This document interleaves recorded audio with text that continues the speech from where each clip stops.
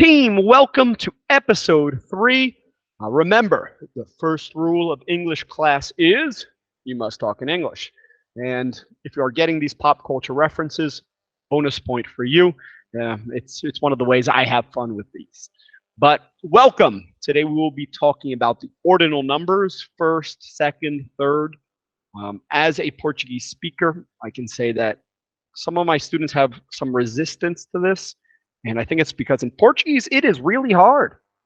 I have no idea how to say most numbers like above 100 with the ordinal numbers. They are difficult in Portuguese. In English, they are not. So we will be talking about them.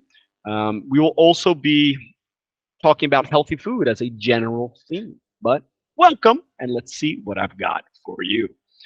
So our traditional introduction, and as a warm-up, healthy meal prep ideas.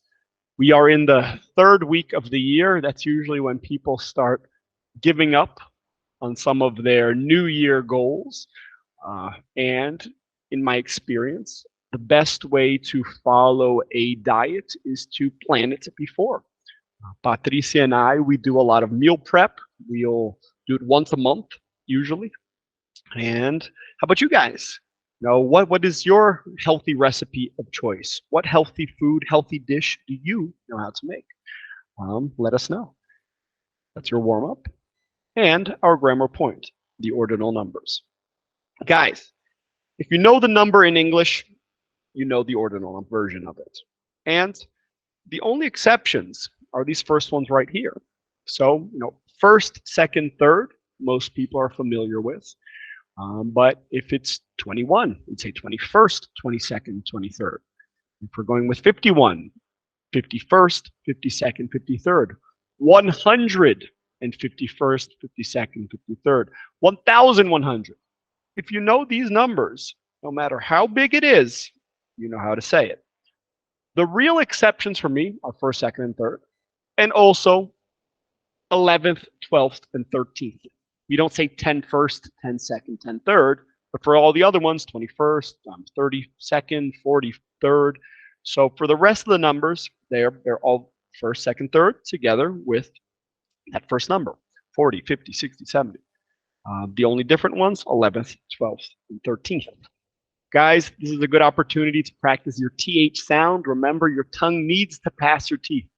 9th, 10th, or 3. There's no way to hack this. Your tongue needs to pass your teeth. One other difference between English and Portuguese is dates. January 20th. We don't say 20 January as we would in Portuguese. So remember, you do not need to write the THs, the ST, ND, RD, but you do need to say them when you're talking about dates.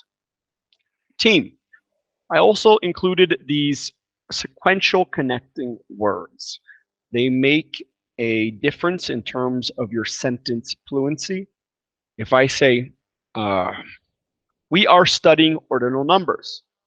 We are also studying healthy foods. Also, there are sequential words. It doesn't sound as good as, oh, we're going to be seeing the ordinal numbers. Furthermore, we will also see some connectors. And moreover, the general theme will be healthy food. So it has a certain flow to it, and you do not need to use all of these words. I don't, but you should be familiar with most of them. And I would recommend being able to use instantly at least a third. Take one column. And some are similar. Furthermore and moreover, they're pretty much the same thing for giving a second good piece of information. It's like a fancy and. But if you can use one well, you're fine. Our game of the week, supermarket. This game you can play for vocabulary purposes. It's a memory game. But just for today, I'm including this one rule. First of all, grab a study buddy. You will need a partner. And the first person starts by saying, I went to the supermarket and bought My example, I went to the supermarket and bought an avocado, and I included this rule just for today. Bought an avocado first. The next person needs to remember the first item and include a second one. So I went to the supermarket and bought an avocado first and a unicorn second. Next person. I went to the supermarket and I bought an avocado first, a unicorn second, and an Xbox third. And you keep going until you cannot remember it. This is a great way to practice vocab. Maybe you think there's a word your partner does not know. So, for example, these in Portuguese, they're called pen drives. We don't really say this in English. You'd say a thumb drive, a USB drive. So you might try to include new vocab words to help your partner. It is also an opportunity to practice your articles. So usually we say a before consonants and an before vowels. But why have we switched these up? A one, a two, a three. The answer is at the bottom. But the answer is it goes by the sound. So even though we say a unicorn and it starts with a U, it sounds like a Y. And an Xbox, it sounds like there's an E before the X. So remember, go by the sound and not by the spelling.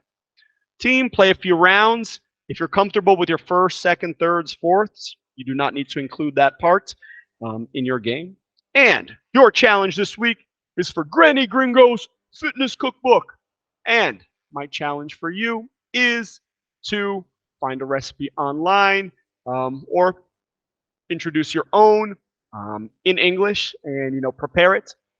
I would like you to write down your recipe, introduce it to us so we can include it into Granny Gringo's Fitness Cookbook.